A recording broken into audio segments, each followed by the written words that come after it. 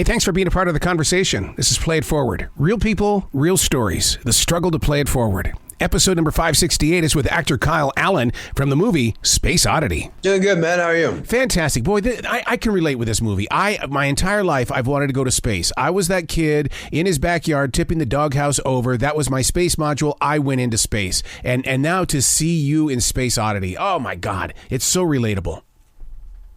Oh, amazing. Yeah. I don't think I would have wanted to go to space as much. I want to be a zookeeper. Yeah. But researching this film, I definitely relate to you. Space is pretty freaking cool. Well, one of my favorite scenes in the movie is just when you're standing there looking at the stars. I'm from Montana, so that's big sky country. And to me, that's always going to get my attention when it's like, here I am, this guy, and there the universe is. I'm still just a little dude. It's such a wonderful feeling. I mean, there's a reason that video was Sagan's Pale Blue Dot. It's a reason that's so powerful. It really takes the pressure off. I say that to myself sometimes when someone's telling me how to live your life. Like, here's how you're going to optimize this and do that, and here's the best thing to do about this, and you eat these 12 things and sleep never, and and I'm like, what is there, like 8 billion of us now? Yeah. Someone else will get it right. I don't have to nail it. There's enough iterations of person out there that I think someone else can do it perfectly. Yeah, but do you sit back and wait for it to happen? And because it's like I'm a doer, but at the same time, I don't mind being a follower. But how long do I have to wait here? Yeah, I mean, I don't know, man. I don't know. I don't think anyone knows, and that's the fun part. It's like you just kind of gotta exist a bit. See if it happens. I would love to see how many real astronauts are going to watch this, because it seems to be on their mind in a really huge way to go to Mars. Yeah, they want to colonize the moon, but that trip to Mars is huge in their life, and it's movies like this that gives them that fire. Oh, cool. That's amazing. No, I really didn't think about it that way. Yeah, I think, the efforts and things to go to Mars are really incredible. I do think there's a lot of focus to be had here on Earth, though. Just part of the message of the film is really like, hey, like before we try and colonize other planets, other spheres, like this is our current spaceship, and it could use some assistance. So why don't we double down here first, and once that's situated, we can go check out the other orbs. And what's really interesting is the fact that when you talk that way, because first of all, I love reality, and you're right, we need to fix what's going on here because we're just going to take it up there. And here's the line that we have to think about when we want to go up there. You guys clearly say it. It's a one-way ticket up there. And when I heard that in the movie, I went, oh my God, that means I'm not coming back to watch a Mets game or something. Yeah, or you're getting it way later and potentially in terrible quality. And they might cut off the end of the game too. But yeah, really, it is a one-way ticket. It takes something like 5 years, something crazy just to get there. Yeah. Even going incredibly fast. It is a very long distance to get there. Couple circumferences of the globe. Yeah, and I mean that's kind of it. That's part of the character's journey is, him telling people that, yeah, I'm gonna go to Mars, and like, you're gonna go to Mars, and he's like, yeah, I'm gonna live there for the rest of my life. He's like, so you're basically saying goodbye to everyone you know and love. It's like, yep. So you're quitting. Yeah, and it's like, so you're kind of just using this to commit suicide in a way. And like, this is how he's handling his grief. He's sort of deleting reality in order to cope with it. Yeah. And then love gets in the way, and all of a sudden it's a different story, which really brings it forward with reality. Yeah. I think we just have these aggrandized visions of ourselves as sort of depressed lone wolves, and then sometimes all it takes is someone to look at you the right way, and you're like, oh, Yeah, I'm gonna throw all that out the window. What listeners need to understand is that you tend to do movies that put that adventure inside us. And I mean, look at what you did with The Greatest Beer Run. Isn't that also like just running to Mars? You went to a place where most people wouldn't go. And still in that movie, you put your life on the line, just like you would if you were going to Mars. Yeah, I hadn't thought about it that way. Thank you. It's very insightful. I'd have to agree. But I did the greatest beer run ever. That was a fun one. Got to go to Thailand for it. Yeah, I'd learn all about the Vietnam War and whatnot. I mean, I think that's very different. But yeah, I mean, a lot of people there enlisted in Vietnam because they didn't understand the reality of the situation. It was definitely America not being entirely realistic as to what they were accomplishing. Yeah, there was definitely a message in that movie, and it carried all the way through it, from the family love, and the support and the not support that you got from when you were in that movie. Yeah, very much so.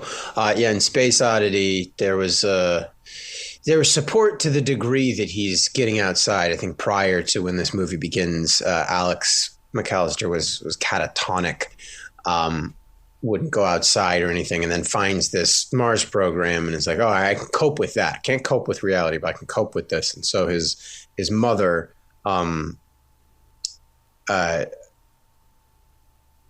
was really supportive of that, just because it got him out the door. Well, that's a step in the right direction, so we're going to support this sort of thing. God, I remember being a kid. I mean, we'd go outside and, we went outside the door, but nowadays we can't get the kids to go outside. It's like, just go get a bike. Go steal one if you have to. Just do it. Do anything.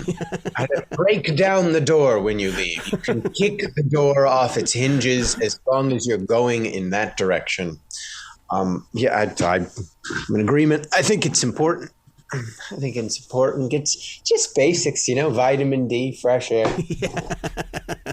Not to mention literally everything else you learn. So you got to work with a astronaut in this movie, Space Oddity. I mean, Simon Helberg has been to space. I saw him in Big Bang Theory. I mean, he's gone to space. He knows. Yeah, he was the one. He was the only one. I don't think he had a terrible amount of insight because he only went there for a short amount of time. But it was certainly fun to hear that story from him. He's a funny guy. Yeah, he is. There's a hidden message in this movie. Do you think that it's living life? You've got to invest in just living life and believe in your dreams. And as awkward as they are, just pick yourself back up and keep living life. Yeah, I think in addition to that, it's about I think facing your problems head on and understanding that you're not alone in doing so. I think in the same way, our environment could use our assistance, and we tend to think about other things in other ways. Like maybe we can get off the planet. And you're like, well, that'd be great if we could stay on it. That's kind of a hassle. There's a lot of us. You're taking care of the one that you have rather than trying to go out and create a new one entirely and abandoning this one. And that's the same as instead of abandoning your reality and trying to create a new one when the current reality is painful, look at the people around you and see that everyone's, facing the same reality and that you can face it together. That's so interesting that you bring that up, because last night I was with a group of young adults ranging from 15 to 19, and I asked them, I said, are we all worried about the same thing, about what's going on in Russia and North Korea? And they go, no, we're not investing in that, because it's almost like a sci-fi film. There are things locally that we're afraid of, but not like that. And I'm thinking, who are you? How can you stay at peace when everything feels like it's breaking down? Yeah, I mean, I think we had a lovely 24-hour news cycle, so you're just kind of inundated with bad news because that's the one that sells. And you'll get more views if you sensationalize terrible things that are happening. So there's a certain numbness to it, I think, on one hand, and then the other is we're actually not engineered. Our brain can't really fathom and calculate in a real and visceral way things that are happening more than like 100 miles from us. We can only really hold in our head around like 200 people and really only have relation to 75 of them. And then the more intimate the relationship is and the more knowledge you have of the people, that number gets smaller and smaller. And so understanding your limitations as a person, like you don't have the capacity to worry about everyone in your community and everyone in all of the other communities. Right. People are going through things, and it's kind of a weird place. It's a really weird reality to face. It's just why don't I feel this way about these things? It's very confusing. But I do think focusing locally and think globally, act locally, I think it is. Mm-hmm. I love that thought. Yeah, I think is a perfectly decent approach. Space Oddity is a sci-fi dramedy. That's two completely different audiences that you're going to be bringing into the same circle. What was it like to do that with the dramedy and keeping it in that sci-fi mode?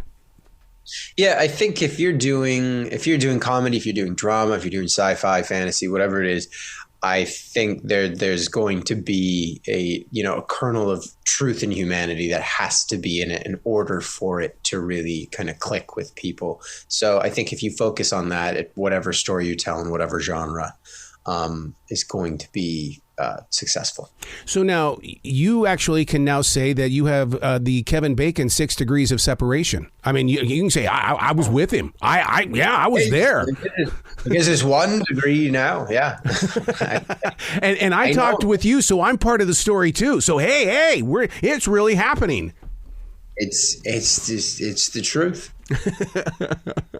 to create with Kyra Sedgwick, I mean that had to have been amazing, because I love the idea that she explores movies the way that she does, and that she's and I think, is that the actress coming out in her, or is it she's always been this person and she puts it into the acting?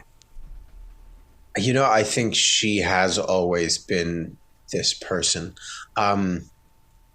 Really, I think all of her experience as an actor and having worked with so many different directors on so many different films, as such an incredible career as an actor, and she's turned that into an incredible career as a director. I think, her ability to sort of address story and situations and things and make actors feel comfortable, and how she gives them notes and everything like that, it's just informed by her decades of practice and mastery of the craft. It really lets you trust her. Does it inspire you to make movies for Amazon? I mean, because Amazon is into the movie making business. They're taking it very seriously, and they're really opening up the door for a lot of creative new people. Yeah, I mean, I think that's an incredible company. I did a movie with them called The Map of Tiny Perfect Things, which is really, really fun. Cute movie. Yeah, I mean, I think it's incredible what they're doing. I was watching there's so many great stuff on there right now. Mm-hmm. So now, when you were shooting Space Oddity, take me to the set in the way, was it shot like an indie film, or was it you had to keep doing the scenes over and over again? Because there's such a different texture when it comes to making movies nowadays. Yeah. It's a little bit of both. I mean, we definitely shot it like an indie film because it's an indie film. Bare bones crew, which is kind of everyone kind of loves that way of filmmaking. It feels like summer camp. You're all sitting in the together.